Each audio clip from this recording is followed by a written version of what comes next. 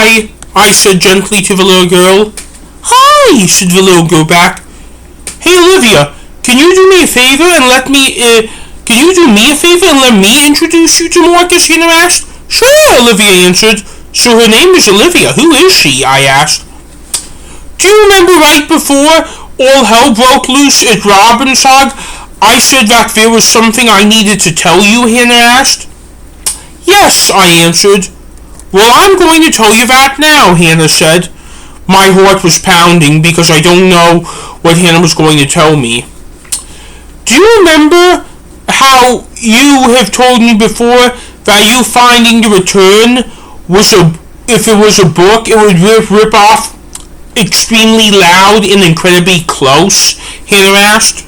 I do, I answered. Well, have you ever seen the movie Forrest Gump? Hannah answered. No, I said honestly. Oh, okay, said Hannah. Hannah took a few seconds to think about it, and then she figured out what to say. Do you remember the night we went all the way in a hotel room in New York City? Hannah asked. Yes, I answered. Well, that condom you used that night in New York City ripped, Hannah said. How do you know that? I asked. Because she is the result of that rip, Hannah answered. Boom! Then it hit me like a cannonball, and Hannah, I could tell, knew that because the fast expression of on my face changed. You are my daddy, giggled the little girl. Meet your daughter, Olivia Lisa Robbins, said Hannah. That was when my eyes literally transformed into Niagara Falls. If it's with water were tears of joy. I've always wanted to meet you, said Olivia. I never knew you existed, I had to muster out because I was crying so hard. I am a neurotypical. Do you know what that is? Olivia asked. I do, but right now is not the time to discuss that with you. What is your favorite toy? I asked through the tears. I mostly play with dolls, but my favorite thing is this necklace George made me, Olivia answered. George whispered into my ear, Don't tell Liz the necklace contained the bullets the cop shot me with in the leg when I was fighting them on the day Robbinsog fell, but don't tell her that the surgeons just pulled out my leg and my leg healed instead of me getting amputated. I couldn't tell what George was saying because I was just too preoccupied with all this. Do you like playing with Disney princesses? I asked. Yes. Do you like playing with Disney princesses? I asked. Yes, and I am super excited to meet them here, Olivia answered. Me too, I said. Do you love Disney also? Olivia asked. I do. What is your favorite Disney movie? Olivia asked. Sleeping Beauty, I answered. Mine too, I love Aurora, said Olivia. I then wailed for a few more seconds and then I began talking to Olivia.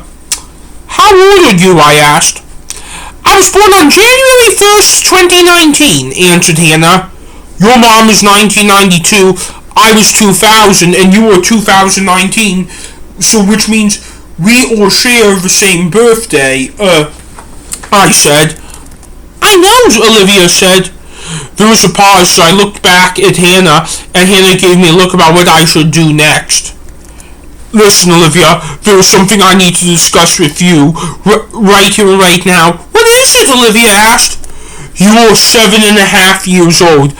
I spent that entire time in an asylum, and I've been out of your life so far, so I promise I will be there for you every day of your life where I can be around. Oh, I knew you would, said Olivia. Your grandparents were not there for me when I was in middle and high school, and right when high school was over was when I was put in the asylum, and your mommy was pregnant with you. I promise that I will be a better father to you than my father ever was, I said. Does allowing me to make friends, and going on play dates count as being a good father? I mean, I am very social, asked Olivia.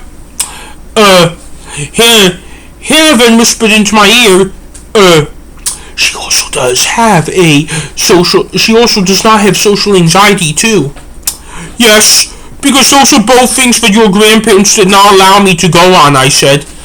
I knew you were going to do that. Mommy does,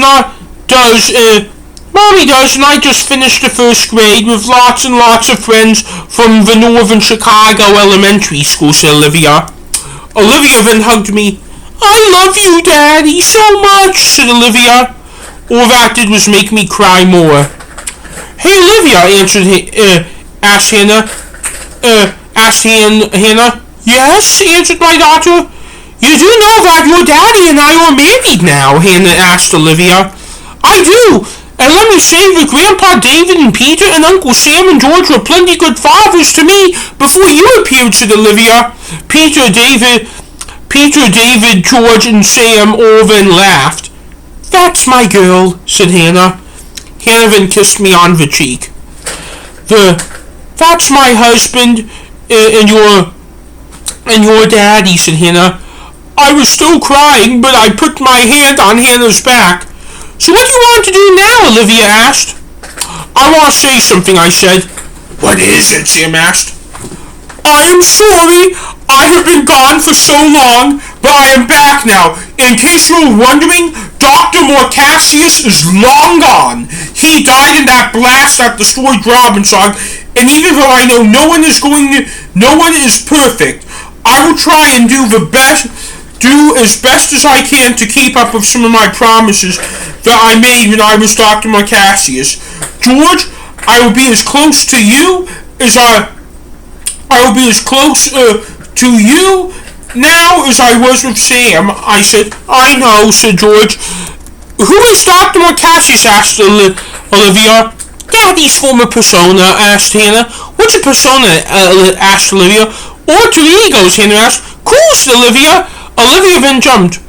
I am Princess Olivia of the Magic Kingdom now, said Olivia. We then all laughed. However, Peter and David, words cannot express how thankful I am for you giving up your board to help raise my daughter, I said to Peter and David. It really was no problem, said David.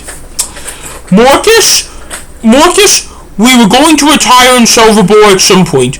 We just did it early because we knew we had a grandchild on the way, and once Hannah's maternity leave was over, she was making more money than we made running the board, said Peter. But still, thank you, I said. You're our son-in-law now, said David, and you're pretty much our son, said Peter. Whatever you do, we will support, said Peter. I also know that the reason I wanted to save Mom, and we did, she and Dad just died from the stress of it, was because I wanted us to all live a better life. And well, part of the reason why my eyes are like Niagara Falls right now is because, along with this being the first time I am meeting my daughter, is because this is the first time I have been around my brothers without wearing a cloak in public, and I didn't realize it until now, but even though it didn't come in the way I expected it to, and for me, 8 years late, getting the return was what gave me and what we did with her was what gave me the life I wanted. And I think that we all wanted, because we aren't living unhappy lives now. Even though my parents are 8 years dead, and I'm not in the weirdest anymore, and my cloak is gone, I feel like that what happened to our parents and escaping it was how we got the life we were looking for. We were looking for when we were trying to save Mom, I said, sobbing. I agreed because I was upset all the time regarding Mommy, even though I was really close to her before Dr. Morcassius appeared, and her mobility issues, and seeing her in pain, but now I know more about who she is, and she didn't really understand the proper way of raising a family, said George. Just then, Olivia did something that I wasn't expecting. That is why family is everything, especially with how I was raised by my mommy, my uncles on the other side, and my grandfathers, said Olivia. Olivia then stuck her hand out. Family is everything, said David, putting his hand on top of Olivia's. Family is everything, said Peter, adding his hand. Family is everything, said Hannah, putting her hand on top. Family is everything, said George, adding his hand too. Family is everything, said Sam, adding his hand too. Family is everything, I said, putting my hand on top, sobbing. We then watched the fireworks over Cinderella's castle. As I was sobbing, as we were watching, I took a look at Sam, George, and Hannah, and while I was sobbing like how water pours over Niagara Falls, Sam, George, and Hannah, I could see, had tears in their eyes, because they all agreed with me about what I just said, that even though we in the end we technically didn't save Mom and Dad, and we lost Robbinsog and our realism and our cloaks, and claimed that at the time that was the life we wanted.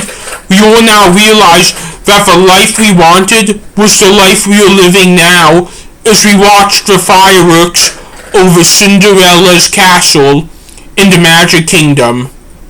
The end.